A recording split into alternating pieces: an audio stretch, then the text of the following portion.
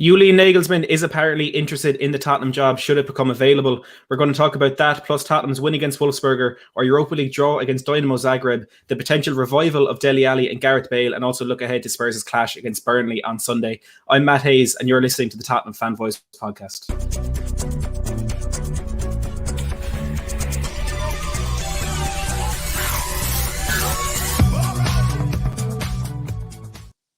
Well, look at this for a panel that we have got for you tonight. I'm delighted to say I'm joined by the Irish Hotspur and none other than Antony Costa to go through the latest Tottenham news, views, opinions, and everything you could want to know about the club. But before we do get started, Antony, it's an absolute pleasure to have you here on the channel today. Thank you so much for your time. And how are you Listen, getting on? lads. Listen, thank you so much for having me. Good evening, everyone. Good evening, fella. It's nice to be back on. Nice to speak to you boys. And I've never been on in my life. What am I talking about? But it's nice to be on. I think, yeah, good week for the Spurs. And then let's hope we can kick on for next week. Absolutely. Let's get that momentum going, I think, is the most important thing for us right now. David, back on the channel again. How are you getting on today? Absolutely brilliant. I'm loving life out here lately. I'm not going to lie. It's a pleasure to be on in such esteemed company with yourself and Antony. Thanks for having me. Let's get the show on the road. Thank you so much for your time as always. Let's welcome everyone in, all the viewers watching live at the moment. We've got Wayne Bonner coming in with a £5 super chat. Before we even got started, Wayne, your support in all the channels is absolutely incredible. Thank you so much for that. Wayne says, love the Europa League draw video earlier. What do you think of our draw against Dynamo Zagreb? Do you think we'll keep Bale for next season? Well, we touched on that. First of all, David, we'll come to you. Dynamo Zagreb in the last 16 of the Champions League. How do you feel about that draw? Yeah, look, I'm very happy with it. I think it went as well as it could have. Look, it's a team we should be beating over two legs. We should, looking at that draw, I think we're already in the quarterfinals myself. But look, these ties are only as tricky as you make it. You know what I mean? If you go out there and you don't perform, that's when they become tricky. So it's about going out there, performing from the very first minute in the away leg in the first game, getting the job done. Because don't forget, we have the North London Derby sandwiched in between them. So it's going to be a hell of a roller coaster that week. It's going to be brilliant. I can't wait. And in terms of keeping Gareth Bale, look, a couple of games he's done well, but he has to continue this form to the rest of the season in order for me to sanction paying his wages every week. Yeah, I agree on that one. Antony, what did you make of the Europa League draw earlier today? Yeah, bit like what you were saying before. I think it's a good draw for us. I think we could do them over two legs, but I'm one of them Spurs fans that I just want to see what happens, mate. I don't get too excited yet, because things have happened to us in the past where we've lost against, really, really not great teams. So for us, it could have gone as well as it could, and it did. I was expecting us to face Arsenal. I'll be honest with you. I was like, oh my God, head in hands, ready in my head. And yeah, I think we could do them, and I think we can get through to the quarters now and then see what happens. Exactly. And for me, that's what I'm thinking for this competition as well. Let's take each game as it comes. And if we win that first leg, hopefully the second leg will be a walk in the park as well. And with the likes of Manchester United facing AC Milan and a few other big teams getting each other as well, we could see some big dogs knocked out of the competition, adding, of course, to the likes of Napoli and Bayer Leverkusen, who have already departed the competition in the last 24 or so hours. So it could be one that Tottenham could be looking for as a potential trophy towards the end of the season. And now to get to the headline news on this podcast today, Christian Falk, the German journalist, has said Julian Nagelsmann would be interested in the Tottenham Hotspur job if it did become available. Now, we know the rumours are there about Jose Mourinho, and if the next 4 games don't go to plan, he could very well be cut short. His contract could be cut short, and he could be on his way out of Spurs. But Antony, we'll come to you in this one first. What's your opinions, first of all, on Jose Mourinho, and then on potentially bringing in Julian Nagelsmann? Listen, I support any manager that manages this club. I even backed Christian Gross for 2 games when I was younger. Do you know what I mean? So, listen, if Mourinho gets the boot, I'm neither pro Mourinho or anti Mourinho. I just want us to win a trophy. I don't care who it's with and with whom. So as long as we're doing all right in the league, should he go? I don't know. I can't see it happening this time before the end of the season, especially with a League Cup final in our sights as well. Julian Nagelsmann, I don't know much about him. I've seen him, obviously, us against RB Leipzig, but I don't watch the Bundesliga, so I can't really comment. He was very much like a Poch-esque type manager. Plays the high line, plays attacking football. So yeah, listen, if he comes in, you've got to support the man. But I just hope that he comes in and keeps players like Kane, Son, and Ndombele. Yeah, I think that's keeping the core personnel of our team together is something that could be very important for us, because I think that the last thing we need is another squad overhaul, especially if it is going to be a new manager coming in. We need that kind of chemistry and the kind of cohesion in that squad to help the manager adapt to the league. But David, Julian Nagelsmann, for you, what are your thoughts? Look, to be honest with you, Matty, I think Jose is going to be here till we get knocked out of the Europa League. Anyways, the longer we go in the Europa League, the longer Jose is here. But look, regardless of who's our manager come this summer, I don't care. I'm going to back them 100%. But I just hope it's all down to the board backing them, because you can bring in Nagelsmann. Things are not going to change unless the board back whoever's in charge with players and the players that they want to fit their system. It's that simple. And for me, look, is Nagelsmann the answer? If we're going on a long-term project, yeah, he very well could be the answer. You know what I mean? But look, people are gassing up Nagelsmann. But what I will say is be careful, because you have to remember, at Leipzig, he has the best scouting network in Europe behind him. Do you know what I mean? So is he gonna? He's not gonna have that at Tottenham when he comes. He's not. He's gonna have to work with players that Daniel Levy and Steve Hitchen deem that they can bring in. There's potential in them and they can grow them. Yeah, he does that at Leipzig, but Tottenham's a different ballgame to Leipzig. Like, he's coming into Tottenham in a time where the fans are getting restless. We're demanding trophies. We're demanding success. At Leipzig, at the minute, it's all about developing these players and selling them off for profit, and then they just bring in more and go again. But at Tottenham, it's a different ballgame. So it might, in that respect, it might not work out. And for me, I think if Jose wins the Europa League or gets top four, either way we get Champions League. I think he stays and we back Jose. The board's got to back him though. The board has to back whoever comes in, because it ain't. I don't want to be seeing certain players in our squad still there this time next season. I'll be honest with you, I'm not going to name names because it's not fair, but there's certain players in that squad that should not even be wearing that number. That the Tottenham Hotspur top. So if he's backed and there's a plan, great. But I'm not having, not being backed and then it's blame it on everyone else. I just can't be bothered with it anymore. It'd be like Groundhog Day all over again. So it's not good enough. If he comes in and is backed, fantastic. Yeah, I fully agree with you on that one, and I fully echo your sentiments as well, that whatever manager is in a Spurs dugout, I'll back 100%. I feel there's no real point in being a fan of the club if you're going to spend your whole time being toxic towards the people that are trying to make that club better for you. And I think at the end of the day, that's what we do need to know, that whether we may not agree with Jose and his tactics and his philosophies and all that stuff, but at the end of the day, he's trying to get Tottenham to that level that we want the club to be at.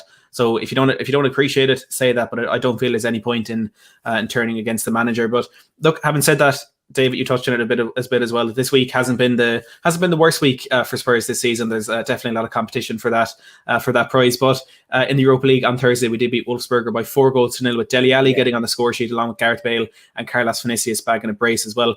Antony, what did you make of that performance on Wednesday? I thought we were good, mate. I thought we come out of the blocks firing. The boys knew what they wanted to do. They didn't sit back waiting to invite pressure.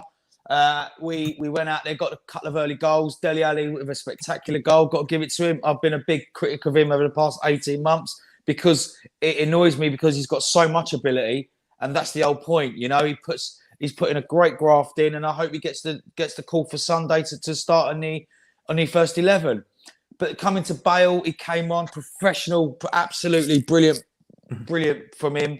And I'm just really chuffed with going through. No dramas, no, shaky defence. It's nice to watch a Spurs performance without knowing that the other team are going to score because it's one stupid mistake here and there. So. Yeah, it was a weird feeling keeping that clean sheet. I'll be honest, it's been a while since I've had a nil on the opposite end of a Spurs scoreline. Exactly. David, absolutely. Carlos Vinicius back at the double, scoring 2 in that game, assisted by Dele Alli and Dane Scarlett. How did you make of the Brazilians' performance? Look, I'll be honest with you. First half, I was very disappointed. I thought he struggled to get into the game. There was a couple of breakaway plays we had. He was slow. He was lethargic. It looked like his feet were stuck in the mud.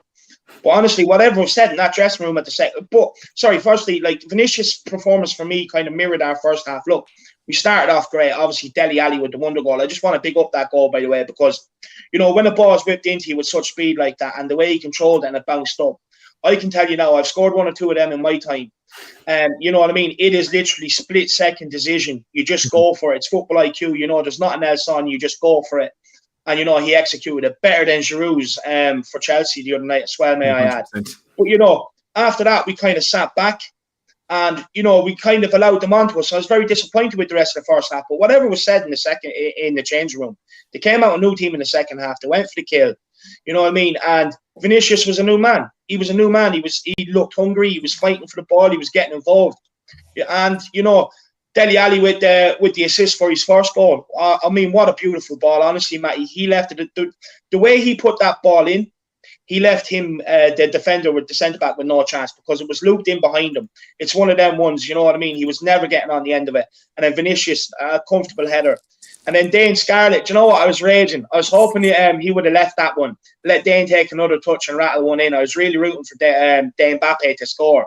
But look, you know what I mean? Vinicius, every striker's greedy. I play striker myself, you know what I mean? You have to be greedy. The great strikers are always greedy. And he took the shot, it went in.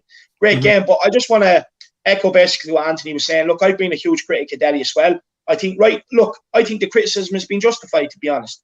But you know what I mean? He was the only player in the first half that I can say walked off with his head held high. And he was my man in the match after the game finished. What a performance. And I agree with Antony. I would start him against Burnley. I really would. And I'd also start Bale. Yeah, I think I would as well. We'll get on to that in a second in terms of who we think should be starting that game against Burnley.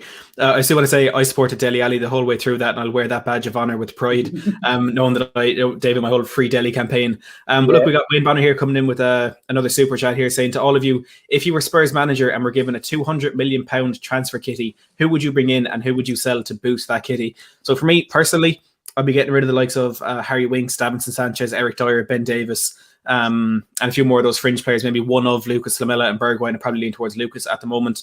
And I'd be bringing in Aurier as well, of course, and Matt Doherty. God, we could list off the whole squad nearly. I'd be bringing in the likes of, you know, a centre-back like Milan Skriniar. I'd be bringing in another centre midfielder, you know, if it's going to be maybe Sergej Milinkovic-Savic from Lazio. Probably another goalkeeper, Gigi Donnarumma, ideally with Hugo Lloris towards the end of his career. Did I agree with that, Antony? Yeah, this is the point, isn't it? Having that £200 million, what would you spend it on now? To go overseas, I like a Skriniar. Listen, I'm not debating. He's a fantastic defender. But what our problem is over the years is we've always gone for let's go and get him because he's playing really well for Italy. Or let's go and get him because he's top scorer for Spain. Or let's go and get him because he can pass 30 yards in, the German league. They come over here and they take a year to embed. Now, I ain't being funny, lads. I haven't got a year to wait for someone to be embedded. I can't. I haven't got the patience. I'm nearly 40 years old. I don't want to be hearing, we've got to give him time and, he doesn't understand. He's got to play over Christmas. The players that I will bring in, maybe it's Sabitzer, because as a midfielder, you can sort of half get away with it, right? I would personally bring in Max Aarons, Lewis Dunk from Brighton. Everyone's going to laugh because that's what we do. We're all Spurs snobs, and not saying you lads, but I'm saying in general, we all laugh at people that play for lower league teams because we're too good. We're not too good, right? Look at our defence we've been playing. It's been atrocious. I'd bring in Nick Pope from Burnley, or go for a James Tarkowski, and give them Winks, give them Sanchez, and give them Lamela if they want. What about Tyrone Mings? Would you take Tyrone Mings? I would take Tyrone Mings, but I'll tell you, I would take Costa all day long, mate. That boy is a superstar. Trust me. I know people within that know people, and they've said this boy's got it. And that's what I want. I want Premier League players that know the Premier League to hit the ground running straight away. I'm not having 18, 19 games to bed in. Look at what's happened to Gio Lo Celso. He was firing for Betis. He's come over here, plays one game, he's out for 6 months. I think the signings from overseas, it's all about getting the right mentality of player because, if you look at the likes of Bruno Fernandes, there are signings that can come in and hit the ground running, like he has done. But it's about having that mentality, that winning mentality, that mentality of wanting to succeed. And you need that to hit the ground running. Whereas, Spurs are buying players that don't necessarily have that mentality. Never. They look at Tottenham, being able to come here and develop and take their time to bed in, whereas We need to eradicate that throughout the squad. We need players that are of the caliber and have the right mentality that are going to come in and hit the ground running. I do think Sabitzer has that mentality in midfield. I also agree with what Antony's saying. Like, if you go back to Potter's squad, the core of the squad, like the prime squad, the core of the squad was English homegrown players. So you do need that core in the squad. Because like I was saying on Chris Cowlin's show earlier on, the reason why you need that core is, and the reason why it's so important to keep the likes of Kane and Son and that, is because when you're bringing in these players, you need players there to, basically tell them what the demands are, show them what the demands are, teach them what the fans expect. Do you know what I mean? You need players that are going to keep when these guys come in, that they're not having the run of the club. You know what I mean? They're not walking around like big loud men. They're sitting there, they're earning their stripes, they're doing what they're supposed to be doing, training hard. And I don't think Spurs go that in depth on the players they're signing. That's just my opinion, because looking at it, you can tell that, because most of them just have that mentality. Like, even Dyer, he came out and said, "Oh, well, I've been playing well this season." No, he played well for the first part of the season. He has to realise the season is 38 games long. Yeah, and also, lads, it's been proven. Janssen, Roberto Soldado, Paulinho, Chirikesh. The only one really from that magnificent seven was Ericsson. Really? Out of them boys, there's Ericsson. All right, Lamella's still here. I don't know how and I don't know why, but he's still there. But I like Shadley, I tell you. I don't know why they ever let Shadley go out with that. Chadley did all right, Chadley scored some important goals, I'll be honest with you. That's true, actually.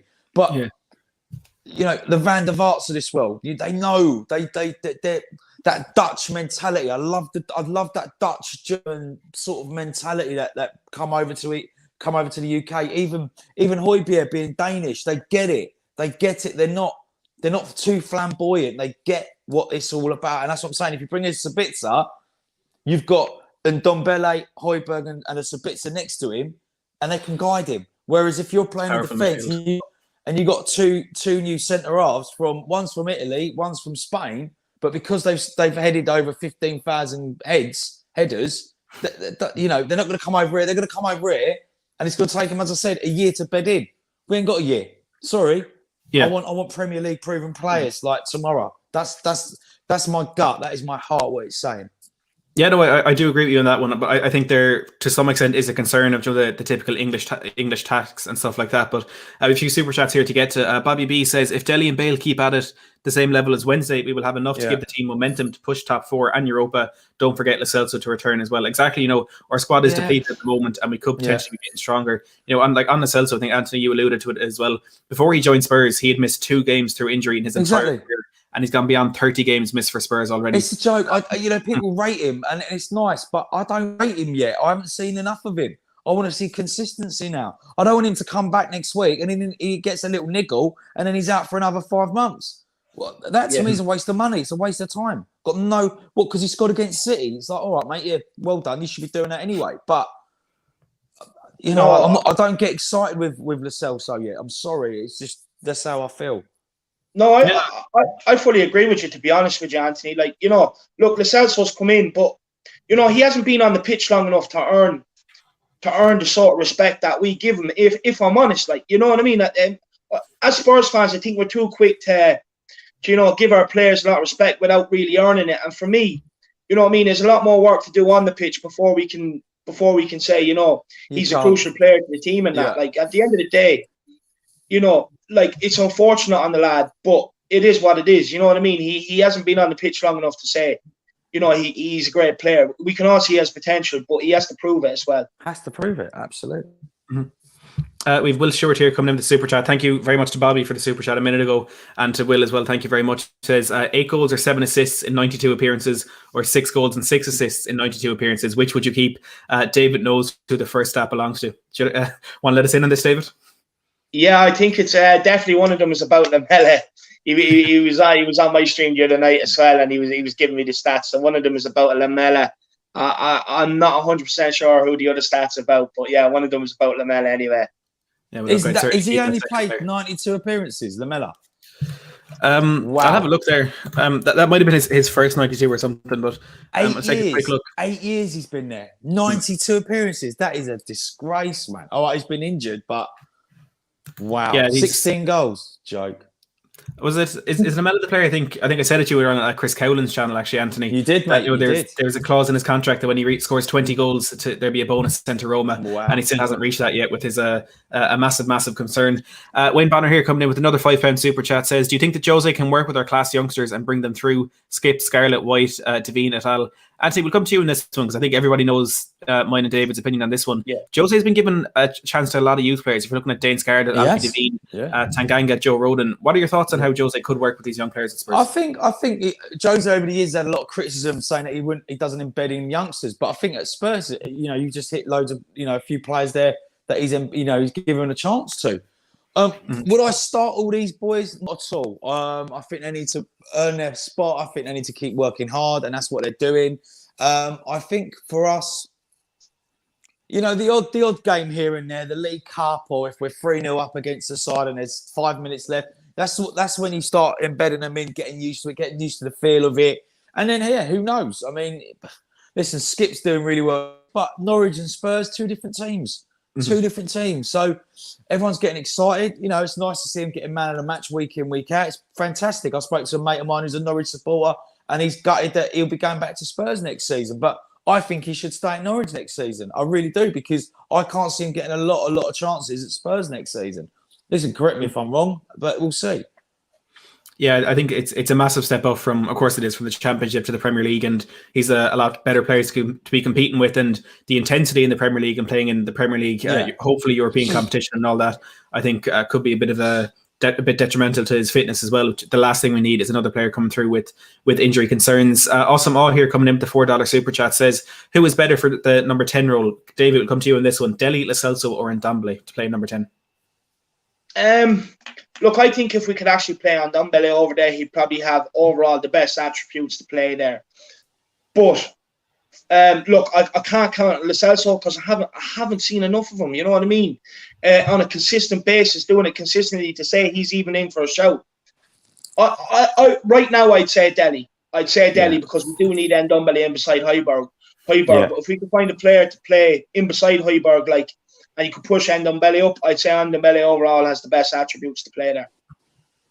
Yeah, and I think he is probably the most technically gifted player out of all those, but I prefer seeing him in the double pivot, and I know it was kind of flipped around earlier in the season. I was saying I prefer him more attacking, but since he's jumped back in there with Højbjerg, I think there's a different dimension to our attack with Sissoko not quite in the team, and Ndombele he seems to kind of complement Højbjerg's role in there so well, and we do then have that extra man going forward, which hopefully can be Dele Alli in the coming years. Wayne here coming in with another super chat, another £5. Wayne, thank you very, very much for that.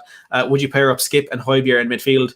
Look, personally, I'll take this one on the point that I just made. I think Ndombele and Højbjerg in the middle of the park just complement each other so well, and could potentially be that ideal partnership. And I don't think anytime soon they're going to kind of reach the level and the impact that Moussa Dembele and Victor Wanyama had in that midfield for us, and that's say that 2016-17 season. But these players Ndombele is only 23, 24. Højbjerg's still not really in the prime of his career, so there is a lot of time for these players to develop.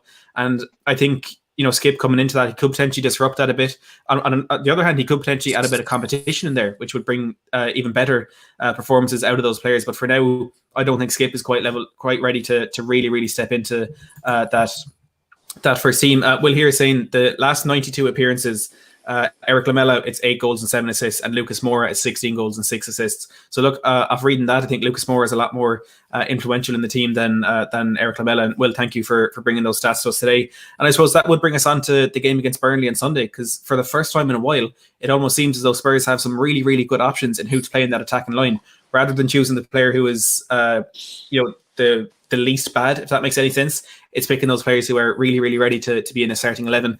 David, let's assume we're playing a 4-2-3-1. What three would you play behind Harry Kane? Son, Dele and Bale. Dele and Bale all day. Yeah, no, honestly, because look, I've watched a lot of games this season, and what teams tend to do is they double up down the left-hand side, they squeeze us to as soon as we play it down some sides, they squeeze us and leave our right-hand side free. Because they know, nothing's going to come down that right-hand side. You know what I mean? Even happened against West Ham. Anytime we got in, it was down that right-hand side. Everyone squeezes us over on Son's side. And when they squeeze us, they tend to take the ball off us because they crowd that area. We've nowhere to go.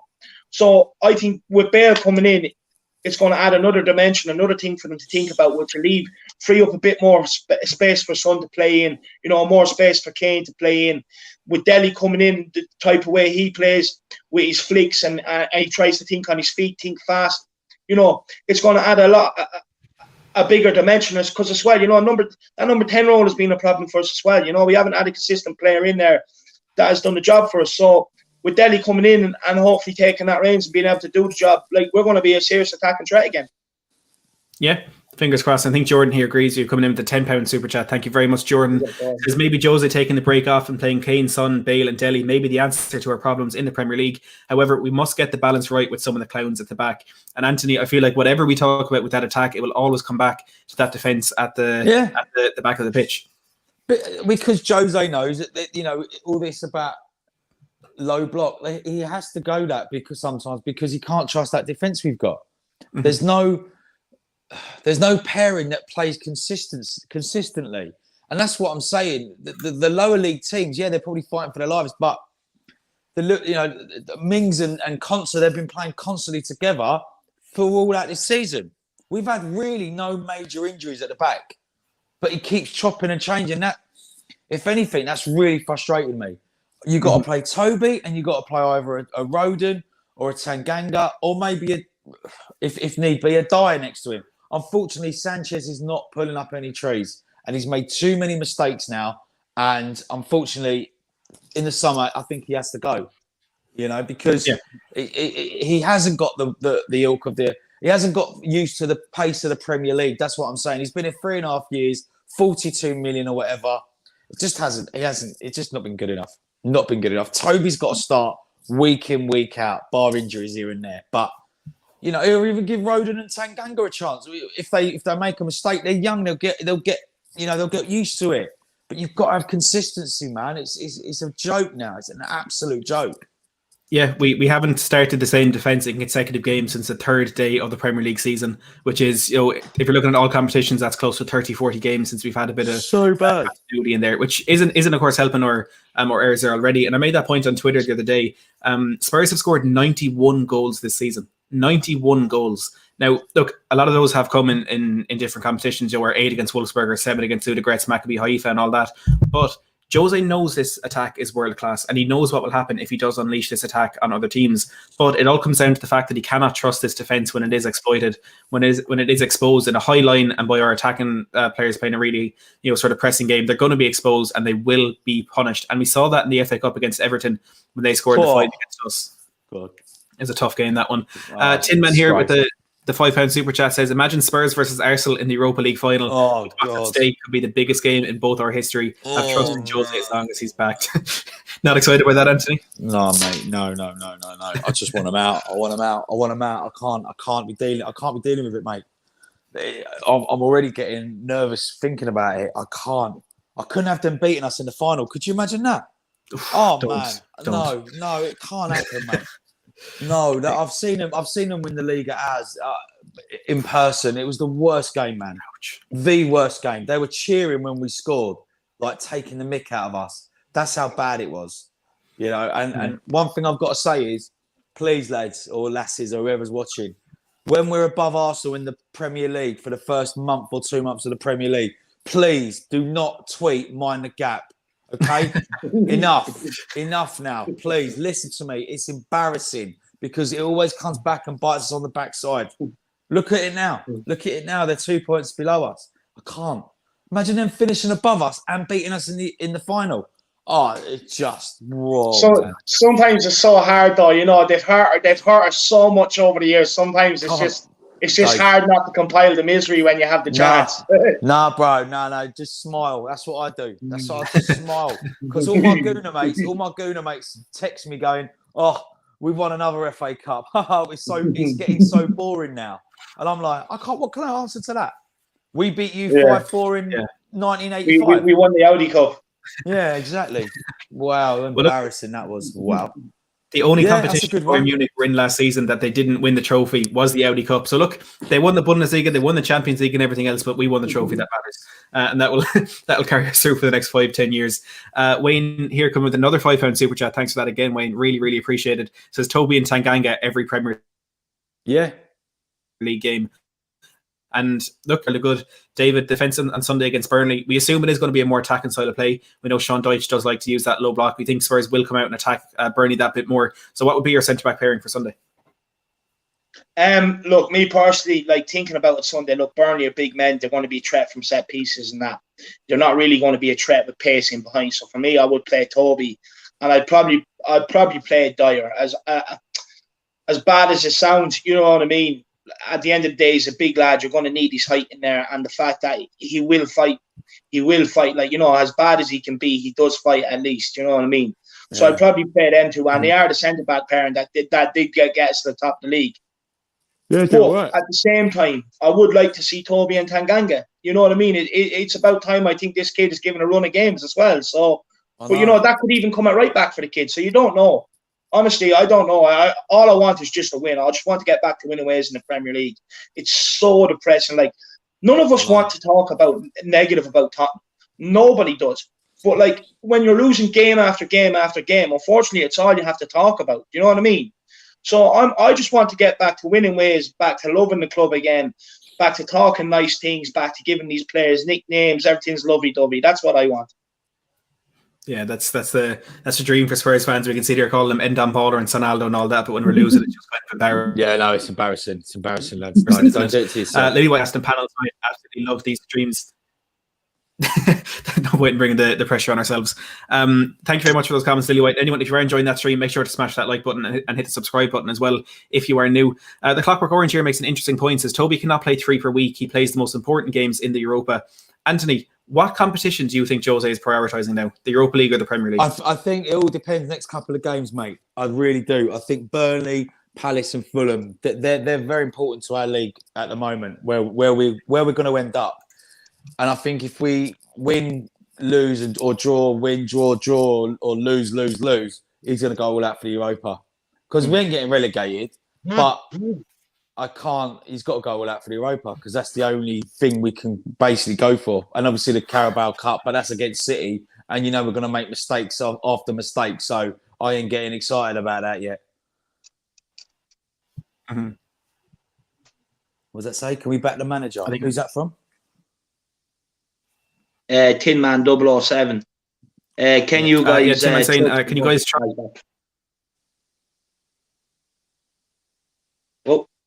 Oh, hello. You're gone, Matty. Can't hear you. Can you hear? Matty. Oh, he's gone. I'll just continue on there. So Tin Man 007. Can you guys trust the board to back Jose or another manager in the summer? We have a lot of crap to replace. Anthony, yeah, now I know you have strong views on the board. So do you want to take this one? Yeah, I think they need to back the manager now. I think we need a clear out. Whether it's going to happen this summer or in January, we need to start a clear out. Get rid of the dead wood. They're not good enough. They've been given chances after chance. No one can turn around about Jose and go, this person didn't get a chance. He didn't get a chance. He didn't get a chance. They've all been given chances and they haven't delivered. So therefore, see you later. And then get back, bring in better players. I'd rather sell 7 players and only bring in 4 great players or 4 good players because you know that they're going to bring something different to the club. Yeah. Yeah. You know? No. Yeah, sorry. Are you back, Matty? Oh, you're back. What about you? Dave? No, look, me, to be honest with you, I fully agree with you. It's come to a point like, you know, you can't keep trying to get in as many bodies as you can for your money. What you need to do is start buying quality. So I agree with you. I would rather bring in 4 quality players than 7 average players because that's what's got us to this point at this stage. Yeah. All these average players hanging on that we haven't got rid of, you know, but we haven't helped ourselves. We made good excuses for them, you know, they're squad players. The board look at that and the fans are saying, oh, well, you know, they think Ben Davies is a good squad player. Let's give him a new contract. You know what I mean? Things like that. So for me, I agree. Look, first and foremost, we need massive clear out. Do I back the board to back Jose? No, I don't think they will. What we've seen over the years, I genuinely don't think they will. But I'm just hoping that the pressure that we've been able to put on them by being able to talk about them a lot recently, they maybe listen to maybe a small percentage of us and take what we're trying to say on board and get the players in we need. Yeah, 100%. 100%. What's that, Wayne? Yeah, I agree with you there on that one. Wayne here coming in with another super chat. I feel Wayne is it must have been payday for Wayne. He says, "What are your honest opinions, results-wise, in our next 3 Premier League games?" Of course, our next 3 games are Burnley at home, Fulham away, and Crystal Palace at home. Just a quick reminder: we will have watch-alongs for each and every one of those games live here on the channel, switching between myself, Marcelo, and David hosting. But look, for me, that has to be 3 victories. They're 3 bottom half table or teams in the bottom half of the table. We struggled against them. We drew with Fulham and Palace in the reverse fixtures, and we did manage to beat Burnley at Turf Moor. But no matter where we're playing, no matter what form we're on, no matter who's injured, we should be beating these teams. And it is as simple as that. And that, for me, maybe could be part of the reason why people are saying these next 4 games for Jose are pivotal, because the 4th game after that is away to Arsenal. So I think these ones are so important. Antony, what do you think? Burnley, Fulham, Palace? I think we'll beat Burnley on Sunday. I think we'll edge a win against Fulham. It'll be tight, and I think Palace might beat us. We'll draw. I really do, because Palace is one of them teams, man. They could lose 5-0 one week and go and smash Liverpool 3-0. Do you see what I'm saying? And they've always been that team that just an unlucky team. And Townsend with a winner against us. It's one of them jobbies, isn't it? It's written in the stars. That's what I think. I really do. Yeah. I really, really do. And you asked for my opinion. I'm going to give it. Absolutely. I hope we're going to beat Palace. Of course I do. But if we can nick a draw, I'll obviously be happy. I don't want to lose. Of course I don't. Yeah, they do have quality players in that team, like Eberechi Eze and Wilfried Zaha. I know Christian Benteke getting back on a Premier League score sheet. I think it's been a while since we've seen that. He'll score. He hasn't scored all season. Do you know what I mean? Everyone scores against Spurs, man. Don't get me started. The stats that I could bring out to you, like Mario Balotelli. Balotelli for Liverpool. Carlos Tevez for West Ham when we played West Ham 4-3. That game I told you about, Dave. He couldn't hit a barn door, mate. He couldn't hit a barn door, and he scored his first goal. So did Noble, his debut goal. Who else? I got loads, mate. I got loads. Only Spurs, fella. Only Spurs. Between that and opposition goalkeepers. First goal in our new stadium, Mikel Antonio. That one really pissed me off. Yeah, Mikel Antonio. He loves Spurs. He loves scoring against Spurs.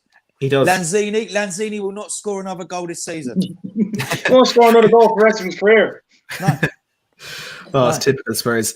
Wayne here with another £5. Wayne, thank you so much for the support. It's massively, massively appreciated. Says, what are your opinions result-wise in the North London derby, and who would you play in that game?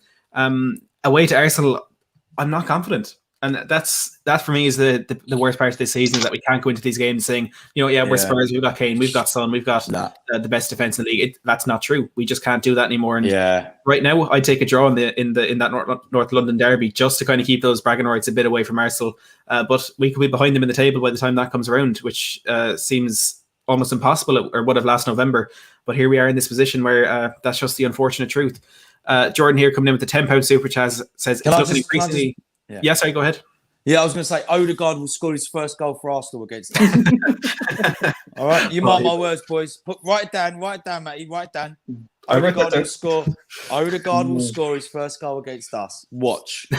I'm telling you what, I love how upset you are at the minute with the bad results. I'd love to see you when we're on a good run. I'd love to see how happy you get. Oh, bro, I'm buzzing, man. Do you know what? I called out the goal scorers for West Ham last week as well. I would never bet against Spurs. I said it'll be Jarrod Bowen assist, Antonio and Lingard. Oof. You might want to give me some of those tips next time. For Spurs game, might put a bit money on those. If you look at another team, go to yourself. Who hasn't scored all season? They will score against Spurs. It's like we're laughing at it, but it is true. The same with Chelsea coming and having their best performance of the season when they play Spurs. It's what we have to deal with now. Jordan says it's looking increasingly likely Lloris will leave in the summer. Surely that means we have to look at getting 2 keepers in the summer, as Hart can't be your backup. Anthony, what are your takes on Lloris? Yeah, I mean, listen, he's getting on a bit. We're not getting on, but he's been at 8-9 years now. Fair play to him. He's been a great servant. A couple of times he's made a few blunders. All right, he saved us in a couple of games as well, but he's inconsistent for me, maybe because he doesn't trust our back 4. So I'd like Nick Pope, who we spoke about earlier in the show. I'd like Nick Pope. I don't know much about who else is out there, really. Who did you talk about? Ben Rama from, what's his name? Landkeeper. Gigi Donnarumma. Yeah. Who? Donnarumma. Yeah, again, get him. I don't know much about him, really. So. Or the Bradford from Newcastle. Yeah. Your man from Newcastle, yeah. But you watch AC Milan bloke have an absolute shocker against United in the Europa. Watch. Written in the stars. We'll put in a 70 million bid. You know what I mean? Yeah. Like that kid, he was AC Milan and Italy's first choice goalkeeper at 16. You know, he really could be a massive one for the future. But he ain't played the Spurs yet, mate. Just on the goalkeeper situation, you know what the board are going to do? They've already foreseen this problem, right? They sent Gazzaniga out on loan to get first team football. So Lloris is gone in the summer. Gazzaniga's your number one. There you have it. You know the board are already pre-planned this. Oh no. Honestly, if this is right, everyone owes me a tenner because I can already foresee it coming. I'm not messing. Mate, I'll write you a check now. Send me your details. What's this Bobby B? Massive Jose fan, but Levy will drive him out as we'll probably make just one established signing. Nagelsmann will be more willing to work with youth. Yeah, that's not a bad shout. Yeah, that's what I'm saying. He's that Poch-esque type manager, isn't he? Absolutely. I feel he went from one extreme to the other, leaving Pochettino and going to Mourinho. I think Levy kind of decided he was sick of waiting, he was sick of being patient, he wanted success now, but he didn't back that up with the funds that it's always going to be important to Jose's success. We've Wayne here coming in with another super chat. I'm with Matt. I'm not confident about the North London derby. Let's get those super chats in, everyone. Hit the like, subscribe, and become a member. Wayne, thank you very, very much. Always massively appreciate that. And Odegaard will score the goal. Odegaard will score for Arsenal. Oh, it's Big shout out to Wayne. He does give me an awful lot of super chats as well. So big shout out to the guy. Absolutely. Shout out to everyone who's bringing in the super chats today. It is massively, massively appreciated. But look, I suppose we end on this note, guys, on the future of Jose Mourinho. Jamie Killeen asking, will Jose get sacked? David, if you had to decide right now, do you think Jose will be sacked before the end of the season? Do you know what, Matty? You know me, I've always maintained it. I do believe we will turn this around. We'll go on a run. I think it's going to happen. The only way I can see it coming to an end is over transfers. So my easiest way of answering that question is he going to be here till the summer? Yes. And then after that, I can't say because I don't know what way him and Levy will get on when it comes to needing players. What do you think, Antony? Yeah, I'm with completely agree. Yeah, he won't. I don't think he'll sack him before a cup final. You know what I'm saying? So I can't see it happening this side of the season. Yeah, Stu says the same, not until the cup final at least. And of course, Jose is the Europa League master. He's won it every time he's been in it. So yeah, but he ain't managed Spurs yet, is he? Yeah, well, look, he's here now. He's skipped his second season. Do you know what? Do you know what makes me laugh? He's broken his own records, like the worst records of his career at Spurs. Yeah. How bad? You'd almost argue that Dyer and Sanchez helped him and Davies and. I put out a video a while ago saying Eric Dyer was defending Dele Alli in the press, and someone commented on it and said, "Why is Eric Dyer defending Dele Alli when he can't defend a set piece?" It's the sad truth that it's very true. Yeah. Look, guys, it's been 43 minutes of an absolutely fantastic chat, so we will wrap it up there. Antony, thank you so much for your time today. Thanks, lads. Have you on. Thank you, boys. Thank you so much. And David, as always, thank you for your time. Do you want to give your channel a quick plug before we go? Yeah, it's the Irish Hotspur. Look, everybody knows who I am. I'm always on this channel. We do the watch-alongs and everything. You know where to go. Just hit the Irish Hotspur up on YouTube and you'll find me. I'll be going live in about an hour anyway. So, everyone head over there and give me a watch. Why not?